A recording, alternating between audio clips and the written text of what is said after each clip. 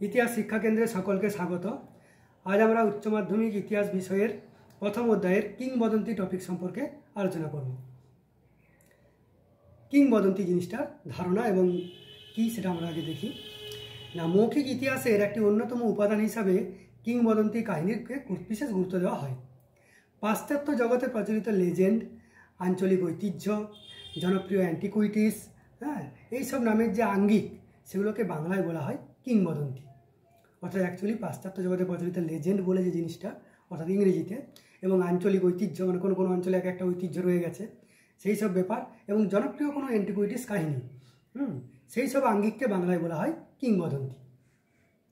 কিংবদন্তি কাহিনীগুলিতে যেসব ঘটনার বিবরণ দেওয়া হয় বা যেসব চরিত্রের উল্লেখ করা হয়, অতীতে একসময় সেই সব ঘটনা হয়তো হয়েছিল বা সেই সব চরিত্রের অস্তিত্ব হয়তো ছিল, এরকম মনে করা হয় বা লোকসমাজ বিশ্বাস করে থাকে।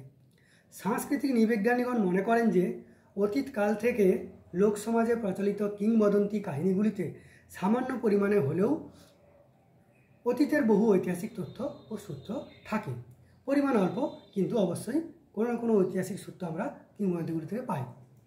কিংবদন্তির উদ্ভব। অধিকাংশ ঐতিহাসিক মনে করেন যে মানুষ যে সামাজিক বিবর্তন মানব সমাজে, তার অনেকটা পথ অতিক্রম করার পর কিন্তু এই কিংবদন্তির কাহিনীর পথ শুরু হয়েছে। অর্থাৎ মানব সমাজ ধীরে ধীরে বিবর্তন হয়ে অনেকটা এ পথ এগিয়ে চলে এসেছে, অনেকটা অগ্রগতি ঘটেছে, তারপর কিংবদন্তির আবির্ভাব হয়েছে। পৌরাণিক কল্পকাহিনী সৃষ্টি হওয়ার পরবর্তীকালে মানব সমাজে যখন কিছু ইতিহাসবোধ জেগে উঠতে শুরু করেছে, ঠিক সেই সময় থেকেই কিংবদন্তির পথ চলা শুরু। অর্থাৎ ইতিহাসের প্রথম পৌরাণিক কাহিনীর সৃষ্টি, তারপরে মানুষের মধ্যে একটা ঐতিহাসিক বোধ জাগ্রত হয়েছে এবং সৃষ্টি হয়েছে কিংবদন্তির। এবার চলো দেখে নিই কিংবদন্তির বৈশিষ্ট্য। প্রাচীন যে কিংবদন্তি বা লেজেন্ড রয়েছে, এর কয়েকটি বৈশিষ্ট্য আছে। প্রথম বৈশিষ্ট্য হলো বিষয়বস্তু। কিংবদন্তির বিষয়বস্তু বিভিন্ন ধরনের হতে পারে, যেমন ইতিহাস নির্ভর কোনো কাহিনী হতে পারে, প্রেম বিরহ সম্পর্কিত কাহিনী হতে পারে, আধ্যাত্মিক ঘটনা হতে পারে, পরী বা ভূত প্রেতের কাহিনী হতে পারে, সন্ন্যাসী ফকির বা পীর দরবেশ এদের কাহিনী হতে পারে, ইত্যাদি ইত্যাদির সঙ্গে যুক্ত কোনো না কোনো কাহিনীর বা কোনো না কোনো ব্যক্তির ঘটনা কিংবদন্তির বিষয়বস্তু। 2 নম্বর, চরিত্রের অস্তিত্ব। কিংবদন্তি ঘটনাগুলির সম্পূর্ণ ঐতিহাসিক সত্যতা সম্পর্কে সন্দেহ থেকেই যায়, কিন্তু তাও সাধারণভাবে বলা হয় যে কিংবদন্তিতে যে চরিত্রগুলো দেখা যায় বা চরিত্রগুলো তুলে ধরা হয়, সেগুলো অতীতকালে কোনো এক সময় জীবিত ছিলেন। রামচন্দ্র, শ্রীকৃষ্ণ, হারকিউলিস, প্রমিথিউস, এই যে বিভিন্ন যে কিংবদন্তি চরিত্রগুলো রয়েছে, এগুলো যে অস্তিত্ব একসময় ছিল ঐতিহাসিকরা স্বীকার করে নিয়েছেন। তারা যে সাধারণ মানুষের চেয়ে বেশি ক্ষমতাবান, বেশি সাহসী, এগুলো কিন্তু আমরা সবাই স্বীকার করে নিই। 3 নম্বর বৈশিষ্ট্য, বিস্ময় ও কল্পনা। কিংবদন্তি হলো ইতিহাসের অপক্ষ ফসল। ইতিহাসের পরিপক্ক ফসল কখন বলবো? যখন কোনো কাহিনীর সঠিক তথ্য নির্ভর সাল তারিখ সব থাকবে, তখনই তাকে আমরা পক্ষ ফসল বলবো। কিন্তু যখন সঠিক কাহিনী নির্ভর হবে না, তথ্য থাকবে না, তখন তাকে আমরা পক্ষ ফসল বলবো না। তাই কিংবদন্তির দিক থেকে অপক্ষ ফসল। বিস্ময় এবং কল্পনা কিংবদন্তির অত্যন্ত সক্রিয়। অর্থাৎ কিংবদন্তিটা তৈরি হয় কোনো অতীত কল্পনাকে, কাহিনীকে, বা কোনো অবিস্ময়কর একটা বিস্ময়কর ঘটনাকে নিয়ে, মানে যেটা আমরা অবিশ্বাস করবো, মানে কোনোভাবেই বিশ্বাস হওয়ার মতো নয় এমন ঘটনার তুলে ধরা হয়।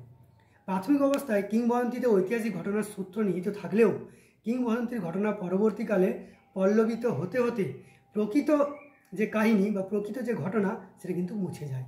তাই কিংবদন্তি থেকে সঠিক ইতিহাস উদ্ধার করা খুবই জটিল।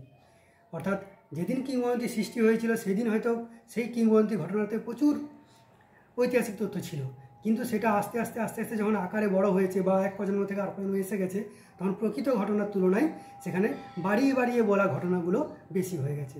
তাই কিংবদন্তি থেকে সঠিক উদ্ধার, মানে সঠিক ঐতিহাসিক তথ্যটা উদ্ধার করা খুবই জটিল একটা প্রক্রিয়া। 4 নম্বর বৈশিষ্ট্য, অতিরঞ্জন।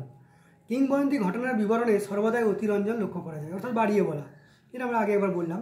অতীতের কোনো ব্যক্তির বাস্তব জীবনের সঙ্গে, মানে কোনো ব্যক্তির আমরা যার কিংবদন্তি চরিত্রে তুলে ধরছি, তার বাস্তব জীবন যেটা রয়েছে সেটা তুলে ধরার সঙ্গে সঙ্গে আমরা কী করছি না, তার অতিমানবীয় বিভিন্ন ঘটনা, অবিশ্বাস্য অতিরঞ্জিত ঘটনা তার সঙ্গে আমরা যুক্ত করে দিই, দিয়ে কিংবদন্তিটাকে তুলে ধরি বা কিংবদন্তিটাকে প্রকাশ করা হয়। তাই বিভিন্ন কিংবদন্তিতে ভিত্তিহীন বিভিন্ন ঘটনার অস্তিত্ব লক্ষ্য করা যায়। তাহলে এক কথায় কিংবদন্তি কী হলো না, পাশ্চাত্য যুগের যে লেজেন্ড বা আঞ্চলিক যে ঐতিহ্য বা যে বিশেষ অ্যান্টিকুইটিস কাহিনী, সেগুলোই বাংলার আঙ্গিকে বাংলায় বলা হয় কিংবদন্তি। আর কিংবদন্তির সৃষ্টিটা কখন? না, মানব সমাজের বিবর্তন অনেকটা পথ এগিয়ে এসছে মানুষ। প্রথমে পৌরাণিক কাহিনী সৃষ্টি হয়েছে, তারপর মানুষের মনে আস্তে আস্তে ইতিহাস বোধ জেগে উঠেছে।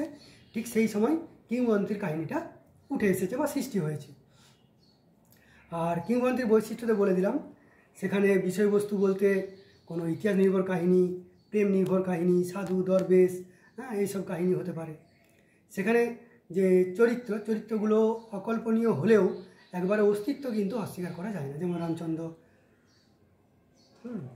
প্রমিথিউস, এইসব চরিত্রগুলো কোনো না কোনো সময় ছিল বলে মনে করা হয়, ঐতিহাসিকরা সেটা ধরে নিয়েছেন। আর অতিরঞ্জন ব্যাপারটাও আমরা বললাম, অতিরঞ্জন অবশ্যই রয়েছে কিংবদন্তির ঘটনায়। কারণ যে সময় কিংবদন্তি রচনা হয় বা যে ব্যক্তিকে কেন্দ্র করে কিংবদন্তি রচনা করা হয়, তার কাহিনী তুলে ধরতে গিয়ে তার বাস্তব কাহিনীর সঙ্গে অনেক অবাস্তব, অবিস্ময়কর কাহিনী তুলে ধরা হয়, অবিশ্বাসকর কাহিনীগুলো তুলে ধরা হয় এবং কাহিনীটাকে হয়তো আকর্ষণীয় করা হয়। তাই ইতিহাসের সঠিক তথ্য এই কিংবদন্তি থেকে বের করে আনা খুবই জটিল একটা প্রক্রিয়া। ঠিক আছে, আজকে আমরা এই পর্যন্তই স্থগিত রাখি। এরপর আমরা পরের দিন কিংবদন্তির বাকি অংশটা আলোচনা করব। আমাদের সঙ্গে থাকো আর চ্যানেলটিকে সাবস্ক্রাইব করে দাও।